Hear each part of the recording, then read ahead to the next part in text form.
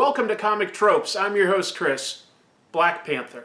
I mean, it's Black History Month right now. His movie's about to come out in a week. It's the perfect time to talk about the character. And I'd like to specifically look at the work of 6 Black creators who each helped elevate the Black Panther mythos and turn him into the complex and adult character that he is. He's the first Black superhero in mainstream comics. Let's dig into it. Black Panther was initially created in 1966 by Stan Lee and Jack Kirby in the pages of Fantastic Four. He's acknowledged as the first Black superhero in mainstream comics, and a lot of his key characteristics and context are in place in his initial appearance. His name is T'Challa, and he is the king of an isolationist African nation known as Wakanda. They honor their history with tribal outfits and dance, but are secretly the most technologically advanced nation on Earth. In large part, this is because thousands of years ago, an asteroid landed in their country comprised of vibranium, a very valuable metal which makes up most of Captain America's shield. The mountain of vibranium also mutated a plant to create a heart-shaped herb. When those in T'Challa's bloodline ingest it, they obtain heightened strength, reflexes, and senses. It's poisonous to anyone else.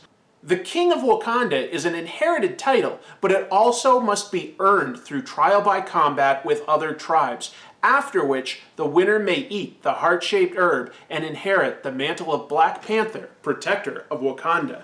Similar to Black Panther, I ingest the dew of the mountain. It's a powerful agent that gives me heightened senses and abilities and allows me to do this show. We're going to jump ahead to 1974 when Black Panther finally got his first starring role in his own title. That came in the pages of a book called Jungle Action. Marvel's proofreader at the time, Don McGregor, pointed out to the editorial team that the book was set in Africa but always starred a white protector like Tarzan ripoff Lozar. It was pretty behind the times. So editorial said, okay, good point. Write something better. It just needs to take place in Africa. And with that, McGregor started a 2-year run starring Black Panther beginning in issue 6. In issue 10, he was joined by artist Billy Graham. We're not talking about televangelist Billy Graham. We're not talking about wrestler superstar Billy Graham. We're talking about the second Black artist in mainstream comics, Billy Graham. And his work is fantastic. He reminds me a lot of Will Eisner, and that's a good thing. So there have been, in my opinion, 2 great runs on Black Panther, and the work of Don McGregor and Billy Graham, that's the first. Just take a look at the gorgeous opening splash pages that Billy Graham would create, weaving in the title. And hey, who knew Black Panther rode sea turtles with his lady for fun? The first 13 chapters of Black Panther's story in Jungle Action is one serialized arc called Panthers Rage. And that was a pioneer move at the time. Back then, comics mostly told self-contained single-issue stories, rarely some 2-parters. This was a massive step forward for storytelling in comics. It involved Black Panther going from one life and death threat to another, all across Wakanda, exploring the different environments and how different tribes lived. A lot of effort is spent to develop Black Panther's supporting cast. His American girlfriend, Monica Lynn, has trouble adjusting to life in Africa. Panther's second-in-command, Wabaki, is fiercely loyal to Wakanda, but hates the encroachment of technology, threatening to wipe away traditions. Panther's loyal advisor, Taku, strikes up an unlikely friendship with the villain Venom. And then there's Eric Killmonger. He's absolutely ruthless, and more than a match for Black Panther, but the comics even allow us to empathize with him.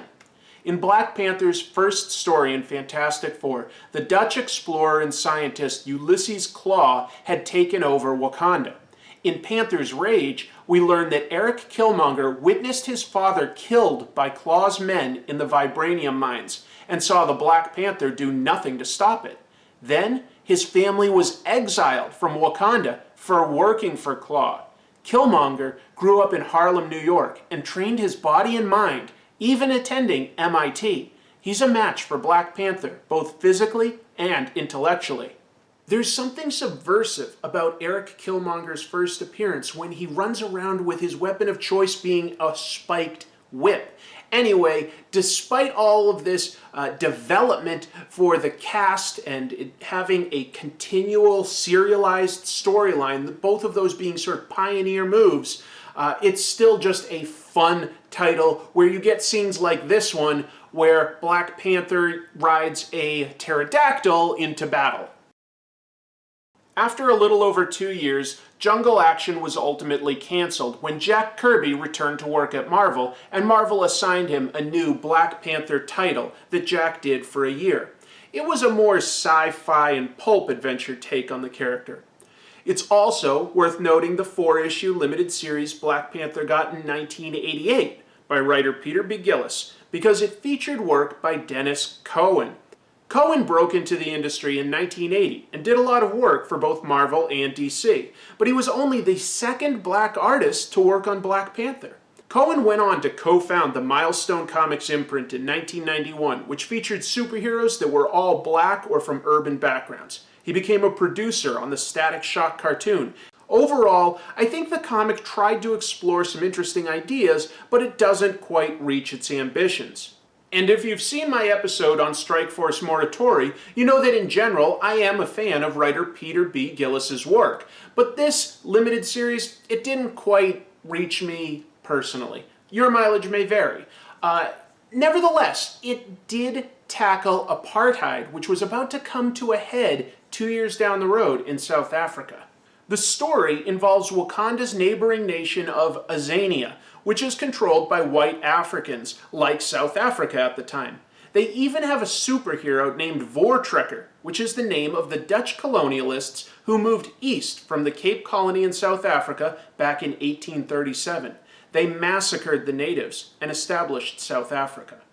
After Wakanda puts sanctions on Azania, they send their own superhero group, the Supremacists, led by White Avenger, to battle both Black Panther and some black citizens of Azania who are beginning a revolt. Black Panther was not in favor of the revolt, fearing it would lead to too many deaths, and the Panther spirit actually leaves him and imbues a member of the Azanian revolutionaries. He basically evolves into a were-panther killer that Black Panther ultimately has to take down. It's an interesting idea to suggest that the Black Panther's powers are more supernatural in nature. The revolution succeeds. I liked that it tried to tackle apartheid, but it is introduced and resolved too quickly.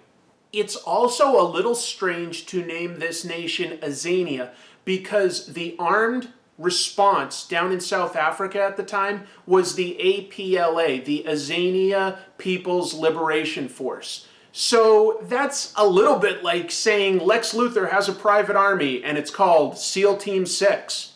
It just doesn't feel right. The next run by Black Panther is the best known and most critically acclaimed. It's quite good.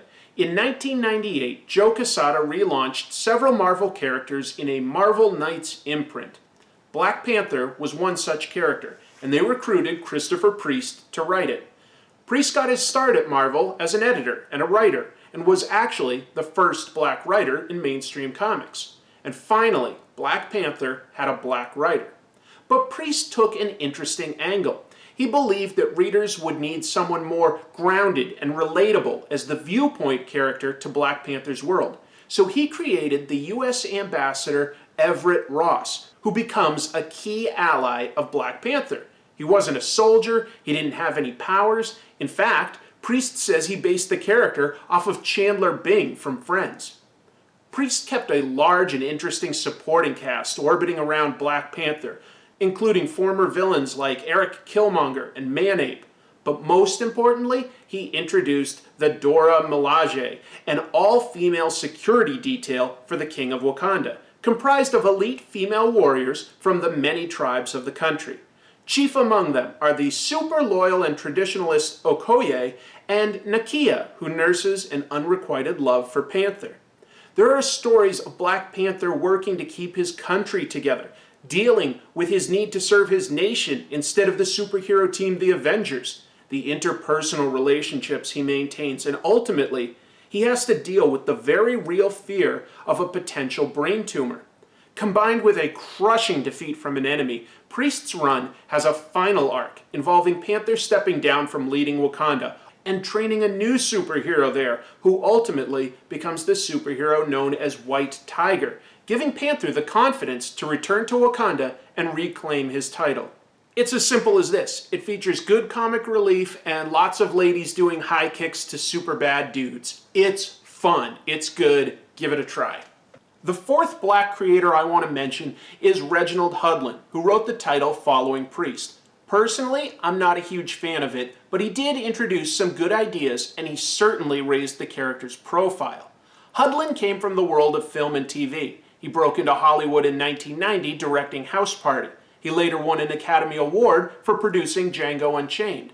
From 2005 to 2008, he wrote Black Panther and was also president of entertainment at BET, creating a short-lived animated show based on his run. The big move that Hudlin made was having Black Panther marry Storm, the popular X-Men character. Like a lot of melodrama in comics, weddings between two superheroes is a big deal, and it got some mainstream news attention and boosted the sales of the book for a while. But it only lasted a few years before Marvel decided to have Black Panther annul the marriage. The characters just have goals that are too different. There's a revelation that in part Wakanda became so economically strong and isolationist because it had agreed to turn a blind eye to the slave trade taking place on the west coast of Africa. Hudlin's other big addition was the creation of the character Shuri, Black Panther's younger half-sister. She becomes his loyal confidant and ultimately becomes Black Panther for a time, running Wakanda when Black Panther and Storm step in to join the Fantastic Four. It's worth mentioning that Dwayne Mcduffie inherited Black Panther and Storm because he was writing Fantastic Four at this point in time, and the two characters came over and joined that team. So that's where Black Panther and Storm were at the time. But he only wrote that for about a year, so he didn't really do a lot with the character. It was a fine run. He just didn't get to delve into Black Panther as a whole, his relationships, Wakanda, etc. He didn't get to do that on a big scale. Dwayne McDuffie was a fantastic writer, very talented. He co-founded Milestone Comics. He created Static. He wrote a lot of DC's animated stuff, like episodes of Justice League, the direct-to-DVD adaptation of All-Star Superman, and unfortunately he died really young. He died at like age 49 due to complications in a surgery, an emergency surgery on his heart. So we'll do another episode someday talking about his techniques and his work. It's worth mentioning he touched on Black Panther. He was a black creator, but he didn't get to work on him as deeply as some of these other creators that I'm discussing today. Finally, there's Black Panther's current writer, Ta-Nehisi Coates. Coates is an author and a journalist and a MacArthur Fellow, so he's a smart guy. But he's not from a comics background. However, growing up in Baltimore, he was a big Marvel Comics reader, so he's very familiar with the Marvel Universe. Coates has a very different take on Black Panther. A lot of it is very decompressed, and it focuses primarily on politics. It has two strong things going for it. One is the artwork of Brian Stelfreeze, an artist's artist, who happens to be black. The second is a seismic change in how we look at the nation of Wakanda. This brutal but realistic idea is setting the groundwork for Black Panther to potentially change his government from a monarchy to a new democracy. And the best thing about Black Panther and his country of Wakanda is its idea of Afrofuturism. It takes the idea of how powerful and smart and strong black people in Africa could be, and it just goes beyond. You know, it goes in a very sci-fi direction, and it's great. It's really exciting to think that they're now at a point where they could turn Wakanda into a democracy, because the time for being an isolationist country in this modern world is over. Wakanda is powerful because of its technology and its resources, and it kind of owes it to the world to help out. And it's time for its people to truly have a voice in their government beyond just tribal battles on who gets to be the next leader. So I think it's heading in a really great direction. There have been a lot of creators who have worked on Black Panther over the years. I think that its two best runs are Panthers Rage by Don McGregor and Billy Graham, and there's some other artists like Gil Kane and Rich Buckler work on that as well. And then the run by Christopher Priest. I think that that one's really strong and expands his world, creates a lot of new characters that feel like they really belong. Those are my two favorites. You may have a different opinion. Maybe you've read some other comics that you love. Certainly it's fine to love the Jack Kirby run or the stuff that was done with Black Panther joining the Avengers. He was an Avenger for a long time between Fantastic Four and Jungle Action. So that's totally valid. But you know what? I'm kind of jealous of Black Panther. I mean, he has a panther god as his totem spirit. What do you think I would get as my totem animal spirit? You know what it would probably be? I think it'd be the sloth. Yeah, I think I'd just get a sloth imbuing me with powers. So you know what? I'm going to use my sloth powers right now to engage in some parkour. Sloth God, give me power.